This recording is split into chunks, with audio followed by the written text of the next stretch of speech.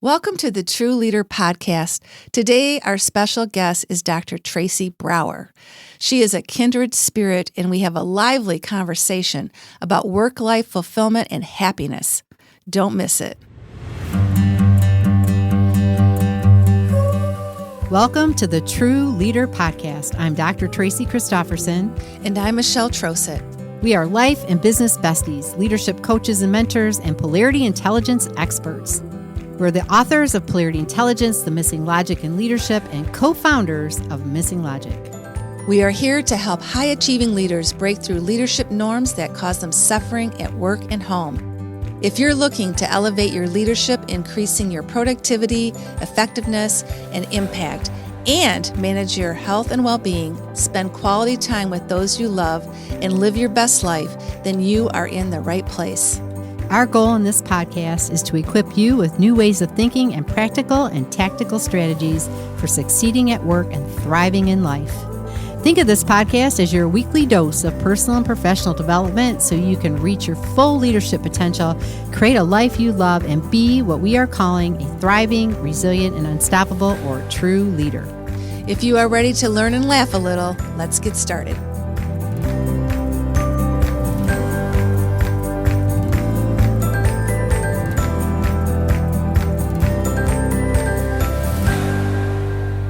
Well, hello, listeners. Welcome to another episode of the TRU Leader Podcast. This is one of your hosts, Tracy. And this is the other one, Michelle. We are so glad to be here again this week and glad you could join us. Yeah, we are spanning the United States with the airwaves. From California to Michigan. Thank goodness we don't have to use a tin cup and a string. Oh, no. Can you imagine? I know. Technology is amazing. Love technology some days. Yes. Yeah. Me too. Today it was great. Oh, it was lovely. And we also were joined. We had a guest. So it wasn't just the two of us talking today. Yeah. And it was really a lovely interview. A lot of synergy in our work. And that's always fun, right? It's just kind of we just keep fueling each other. A lot of passion and a lot of energy, and it went by really fast. That's how you know, like, this is a great interview, because it's like, really, we're done already? I know. We could have talked for a long, long time. Yeah, we could have. We really could yeah. have. It was really, really nice. It was great. I enjoyed it. Yeah. So our interview was with Dr. Tracy Brower, and we kind of ran across her on LinkedIn. I think was the first time we ran across her work, and then we reached out, started seeing what she was doing, and reached out to her. Had a lovely meet and greet, and today was the day that she was on our show. So I'll tell you a little bit about her, and then we'll turn you over to our lively and full of passion discussion. Okay. So a little bit about Tracy. Dr. Tracy Brower is a PhD sociologist studying work-life fulfillment and happiness. She is the author of The Secrets to Happiness at Work and Bring Work to Life. She is the Vice President of Workplace Insights with Steelcase and a senior contributor to Forbes and Fast Company. And her work has been translated into 19 languages, and one of her books is going to be reprinted in just a few weeks in May. So we're very excited about that. We're excited to have a new friend and colleague that's passionate about the same things we are. And so without further ado, we'll turn you over to our interview with Dr. Tracy Brower. Well, welcome to our show, Dr. Tracy Brower. So good to have you here. Thank you. Thanks for having me. I can't wait for our conversation. Yeah. Oh, us too. I feel so blessed to be in the studio with two Dr. Tracys. Yeah. She's at a Tracy sandwich today. Oh, that's so funny. That's just great. You're raising our games, Michelle. Well, we're really so excited to have you be on our show. And this day's been a long day coming, so let's get started. And first of all, there is such great synergy with the work that you do and the work that Tracy and I do, especially when it comes to work and life. And in both of your books, The Secrets to Happiness at Work and Bring Work to Life, you write about work-life conundrum. So let's start out by telling our listeners, what do you mean by that term work-life conundrum? It's a good word, isn't it? Yes, It's like it is. maybe it's something that curmudgeons struggle with, right? Curmudgeons and conundrums. And I'm kidding. I always have loved that saying that you can have it all, just not all at once. And I think that's part of the work-life conundrum, right? The conundrum is like the dynamic tensions between what we want in our work and our life. And that's why I think it's such a great synergy with what you all are doing. But like there's this dynamic tension, this conundrum between demands and rewards, right? Like there's lots of demands that we're facing from our work, from our community, from our family, et cetera. But a lot of the things that are demanding are also really rewarding. Like it feels good to go serve in my community. It feels good to be a parent. It feels good to, pull out all the stops at work. So one conundrum is between this like idea of demands and rewards. I think another one is just between work and life, right? Like there's all these things we want to do, and dimensionality is the idea that we get really healthy amounts of identity from work, but also from all the other things in our life. And work is an important part of a full life. So it's not like we should be choosing between work and life or valuing them for better or for worse, but really bringing them together in this appropriate dynamic tension. And then I think there's always conundrum between individual needs and team and organizational needs and family needs and relationship needs, right? Like we need to serve ourselves and do our best for ourselves, but then we also want to be our best for our organizations and our teams and our communities and our families. And so that to me is another tension, is between all of those needs sets and how we address all of them. Yeah, well, that's a great description. And, I think the challenging part sometimes is when you have a passion for everything, right? And you just can throw so much into both work and life that it is that dynamic balance that you talk about, and knowing how to manage it, which is a lot of the work that Tracy and I do working with TRU Leaders.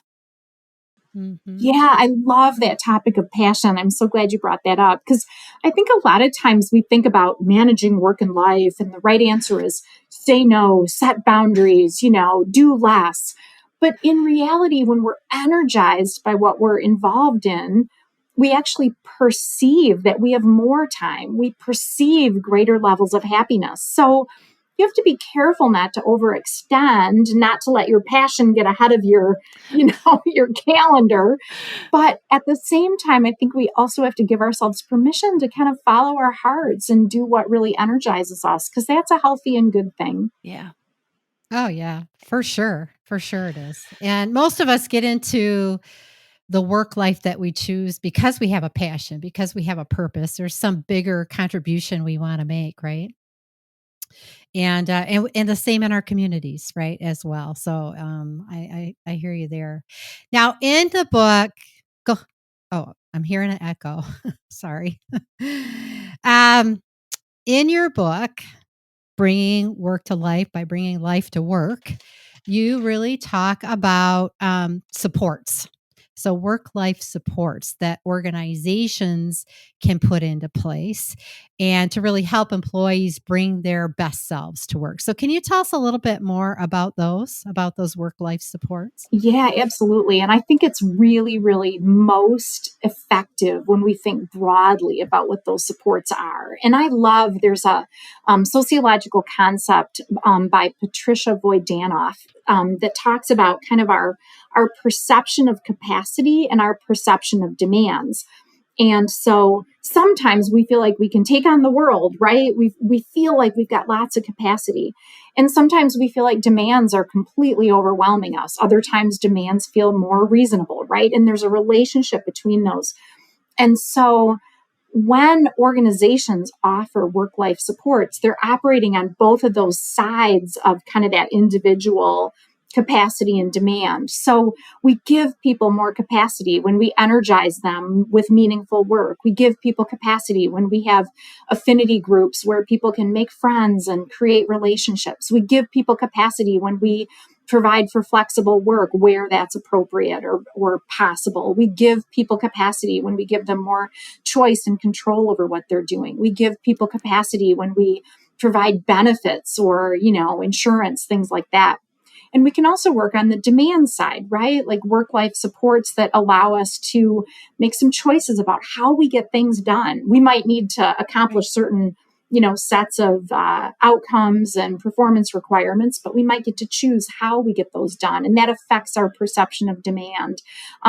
We might be able to give people more flexibility in terms of where they show up or when they show up or how they flex their hours. And that can affect our perception of demands.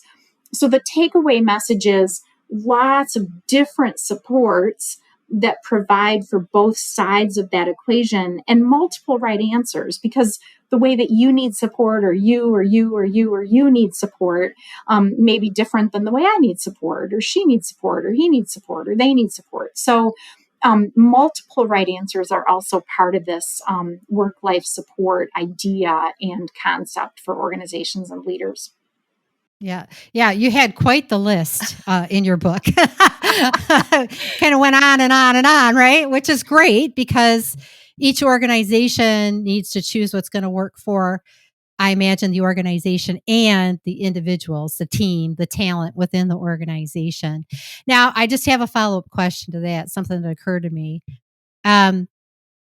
Do people take advantage of it once it's there? Yeah, that's a $6 million question, right? And part of the reason for a long list is that no organization has to do it all. Just pick a couple of things that will work best for you and your culture and provide the right variety to address multiple needs, right? So long lists of options give more people more options to choose the few things that work for them. And it is true that a lot of times statistically, people don't take advantage of certain benefits. But sometimes the message behind the benefit or the support is as important as the support itself, right? Like maybe we only have a few people who take care of pet care benefits. But oh my gosh, the fact that we have, it's pretty easy to have them, set them up. And it sends a message that we, value you and your unique experience with your pet in this case. Or lots and lots of people may not take advantage of a certain affinity group. But oh my gosh, the few people who get together on a monthly basis in that affinity group are really getting a lot out of it. So I think we have to think about not just the literal use of the supports, but also the message we send to meeting people where they are, to supporting them in both their work and their life, to the idea that we're valuing and respecting whole people. Those are really powerful messages. Yeah. Yep.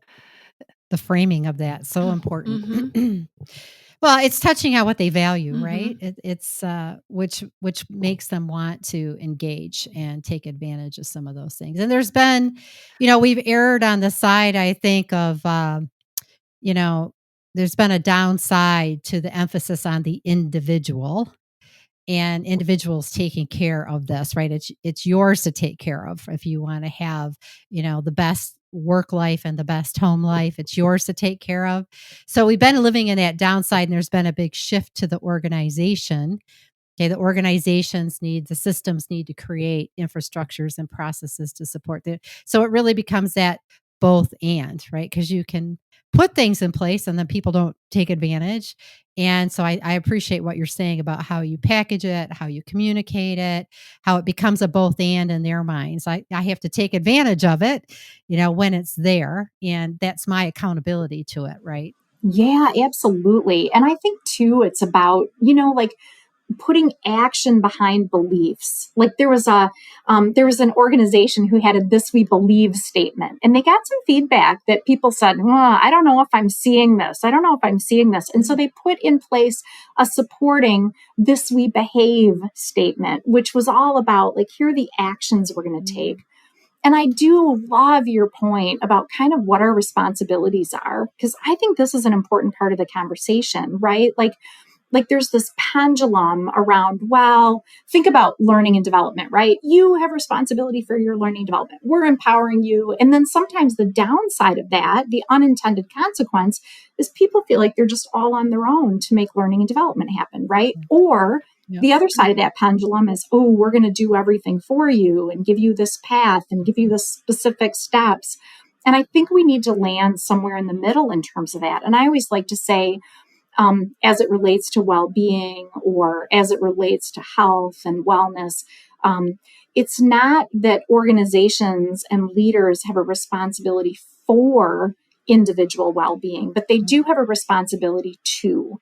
Like, I have the responsibility to create my own well-being, and leaders and organizations don't have the responsibility for my well-being, but they have a responsibility to create the conditions for well-being, connections and growth and learning and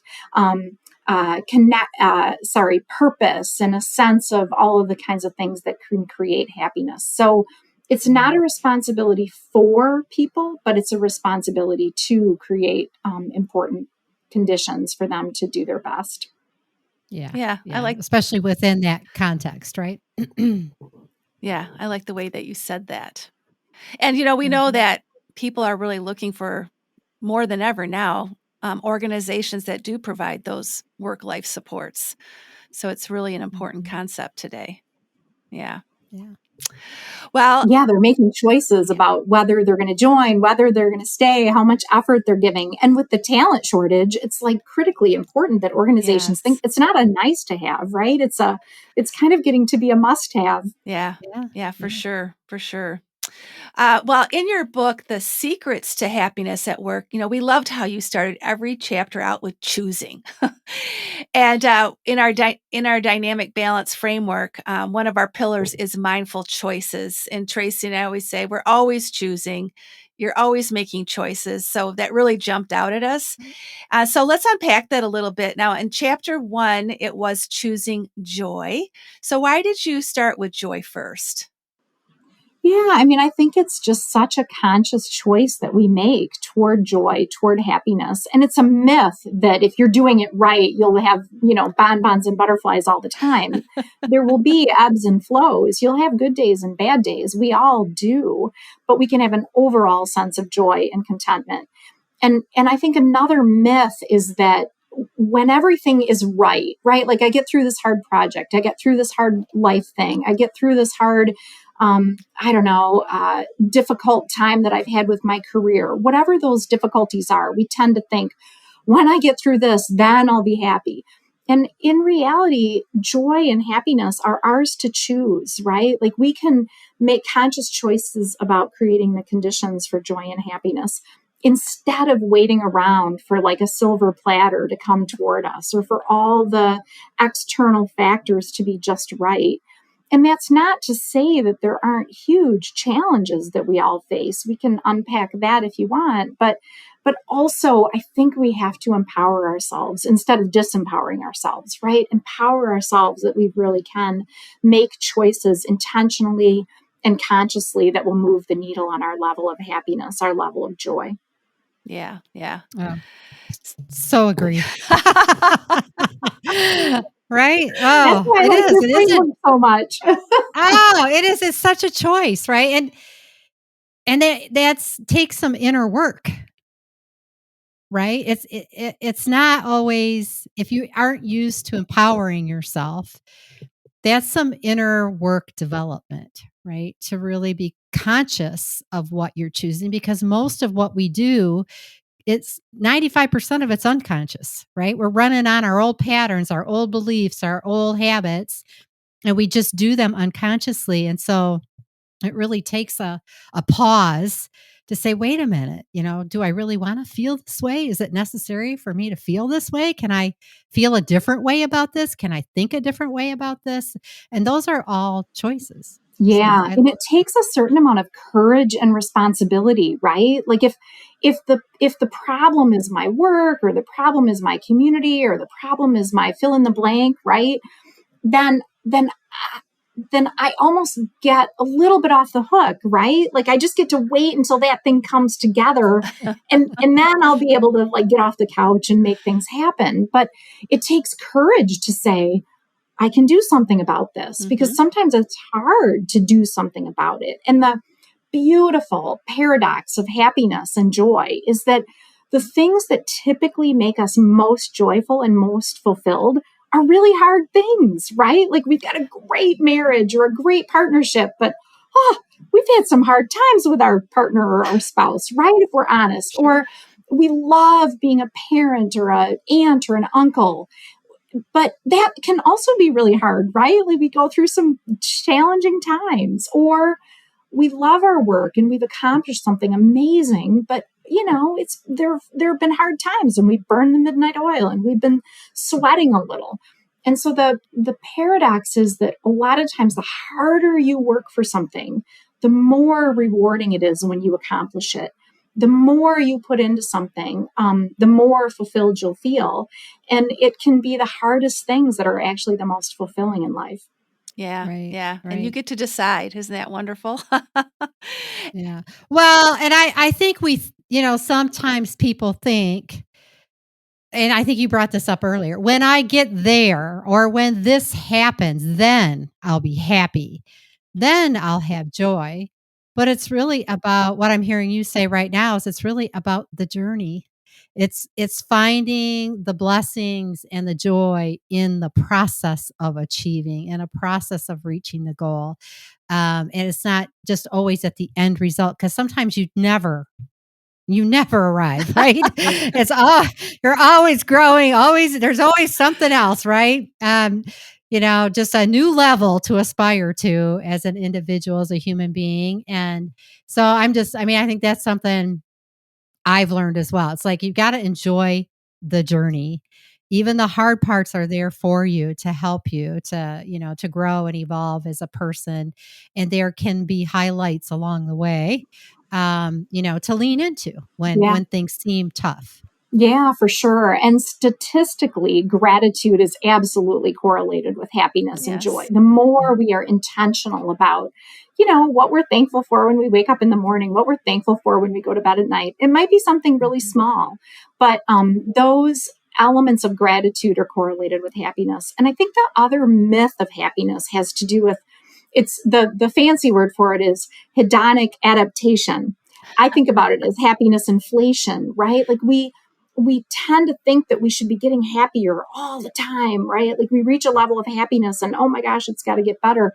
But in reality, it is a journey. Like we'll be, happy at some points more than others. There'll be always new challenges. There'll be difficulties that are inevitable.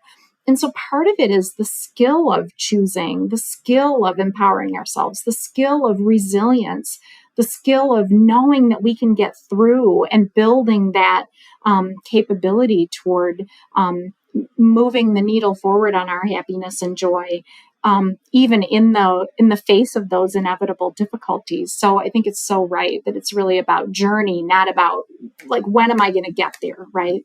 Yeah. I think that's what jumped out when it was the first chapter was choosing joy. It wasn't the last chapter. I know there's no linear process to all your choices in your book, but it's like, let's choose joy first. Let's start with joy. Yeah, that's great. Well, another one is choosing growth. That was chapter 5. And you talk about saying yes. So say a little bit more about saying yes. Yeah, absolutely. It was so interesting. I was in a leadership role years ago, and somebody came to me and said, I'd like you to give me some career coaching. And we're thinking about starting a family, but I really want to grow my career. And should I put off my family?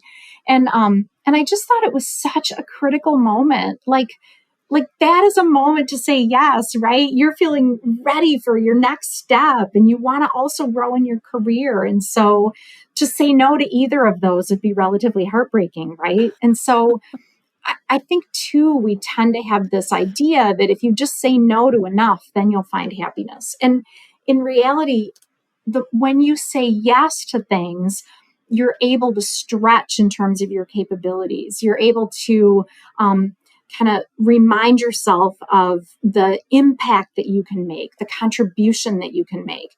Happiness is significantly correlated with us feeling like we're making a contribution, like we're expressing our talents, like we're making a difference in our community and making a difference to other people.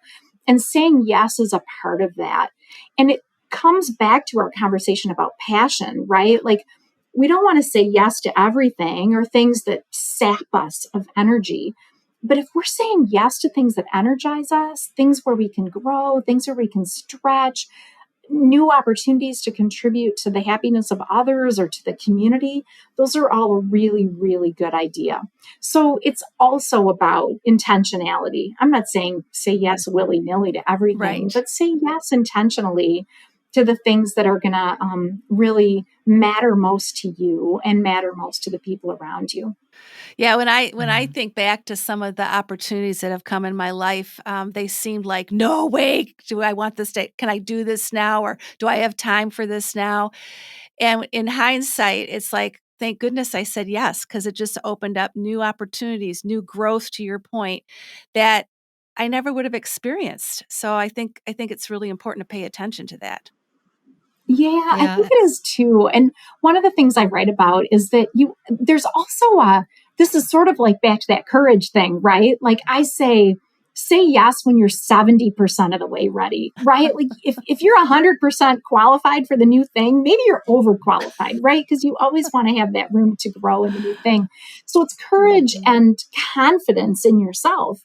But then I also think it's trust and confidence in whoever's asking you to do it, right? Like, they're seeing something in you. So, somebody taps you on the shoulder and says, hey, you should try for this new job, or we'd love for you to do this thing in the volunteer organization, or we'd love for you to make this contribution. Like, really trust that and lean into that. Somebody's seeing something in you that may be a capability that you can develop in yourself that may be emergent that you hadn't really thought about deeply before. Mm-hmm. Mm-hmm. Yeah, I think that's a great point. And I love it's also about this balance of saying yes to the things that are going to help you grow, but also recognizing in doing that what you're saying no to. Because with every yes is a no, right? Or you have way too many yeses. And then your plate, you don't have a plate, you have a platter, and it's overflowing, right? So it's all in the balance of everything else that you have said yes to, and what can you say no to if this is really the right time and something that you're passionate about pursuing, right? If it's going to take you someplace that what you're currently doing maybe can't. So yeah, I love that. I always say that you can't actually say yes in a meaningful way unless you've also been able to say no. We used to talk about, we had a lot of plates spinning and we had so many great ideas on the team. And we started a list of all the things we weren't going to do right away. It was like, these are the 3 things we're going to focus on and be really clear about. These are the 18 other great ideas that we want to get to. And it was somehow really reassuring. Like, we weren't leaving those things forever. We were able to come back to them, but we were also able to focus. So I love your language about, just really being intentional about what we say yes to, and what we say no to as well. It's not a willy-nilly yes. It's an intentional set of yeses. Yeah, it's almost like you have to do a cost-benefit analysis, right? Of the yes, right? Like, if I do this, here's all the benefits, and there will be some costs potentially associated with this yes. And what will those be? And am I willing to pay the price to get where I think this might take me, right? And I think sometimes it's just a different level of the pros and cons, I think. Really kind of thinking it through, right, in terms of benefits and costs and everything that comes along with the yes. But I love the growth. I love, of course, I'm a learner and a grower. So, anything to do with growth is good for me. So the other thing is, we just wanted to, before we close up, kind of ask you, what gives you the greatest hope today in having these work cultures that really are more supportive of work and life and living? Yeah, I'm hopeful that we're having this global conversation about the nature of work and the role of work. what keeps me awake at night and makes me really concerned is the narrative that, work is bad, work is a grind, work is just the salt mines, and really anything away from work is better than work. That's scary because work, it really is a source of joy, a source of us feeling esteem, feeling like we're making a contribution to others. And I think what gives me hope is if we can get to the point of really understanding and validating and really leaning into work that's meaningful. And it doesn't have to, work doesn't have to be deeply meaningful to be making a contribution, right? It's just the little thing that I do every day that makes a difference to other people. And I deeply believe that all work has dignity. Showing up and doing whatever we do to whatever extent we can do it is actually really, really meaningful in society. And so I'm hopeful that we can reinforce our value with each other, reinforce the value of work and its impact on our esteem. And I'm hopeful that we can move in that direction because kind of this new consciousness about work and this new understanding of the dynamic tensions and the choices that we can make. Yeah.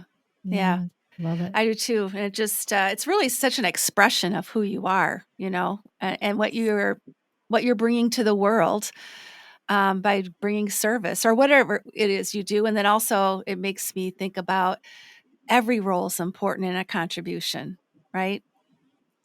Yeah, I completely agree. Yeah. Absolutely. Yeah. Great. I'm hopeful too. Oh, okay, Tracy. Well, we're coming to a close, and now it's time for the fun mystery questions. So I'm going to ask the first one. Tracy's going to ask you the second one. And so my question is, you emphasize the importance of alone time, especially when it comes to choosing relationships. And so we're just really curious, what do you like to do when you have some alone time away from work and family? Oh, my favorite things are reading and walking. And then I can combine those when I use my Audible. So when I'm alone, I love to just read, or I'll go for a walk and listen to a book. So I think that alone, whether we're introverts or extroverts, right? We need connection with others and we need time alone to reflect and be quiet and do what we enjoy doing. So I love that. So important. Yeah. So important. Yeah. That's a twofer. You got a twofer there. Cheating. All right. Yeah. Hey, leveraging. That's a great leverage, right? Do two things you love at one time. I love that. There we go. Okay. So here comes the second question. Being a fellow Michigander, as we are, and benefiting from this big, huge freshwater lake that we have, how would you describe Lake Michigan to maybe one of our listeners who have never seen it or experienced it before? Oh, it is one of the most beautiful gifts of our state. People think of Lake Michigan as a lake. And it's really important to know that you experience it more like an ocean. You can't see across. The beach is massive. And it's all about awe.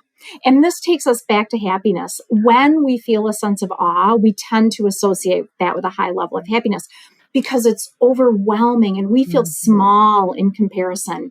And that is the magic of Lake Michigan. On the worst winter day, on the best summer day, you look out at the expanse of this just body of water that goes on, and you just feel this amazing sense of peace and calm and awe that absolutely contributes to well-being at all levels. So highly recommend a visit to Lake Michigan.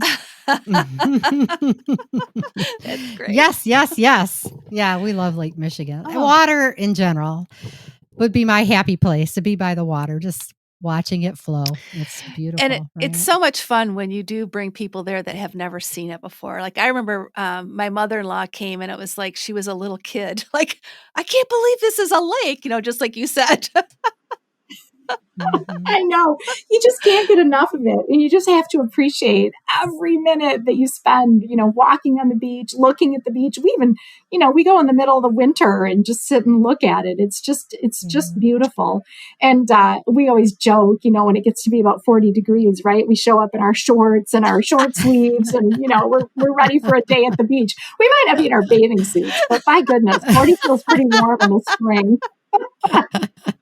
Yeah, after the 10 below or the 0 degrees, right? Yeah. It's like a heat wave. Oh, You got that's it. great. That's great. Oh, it's just been a joy to have you here today. And I just, there's such alignment with our work, and I just so appreciate what you're trying to do. And I agree with you. I think it's time for a new conversation about work and life and the dynamic relationship between the two. And so thank you so much for sharing your insights today. Yeah, thank you for having me. I super appreciate it and love the work that you all are doing. So really, really love the alignment. So thanks for having me. Oh, you're so very welcome. And it's like one of those things that when we discovered you, we're like, we should just really reach out to her because we saw the alignment. And then when we found out we were neighbors in West Michigan, it was just like, oh, this is even better yet.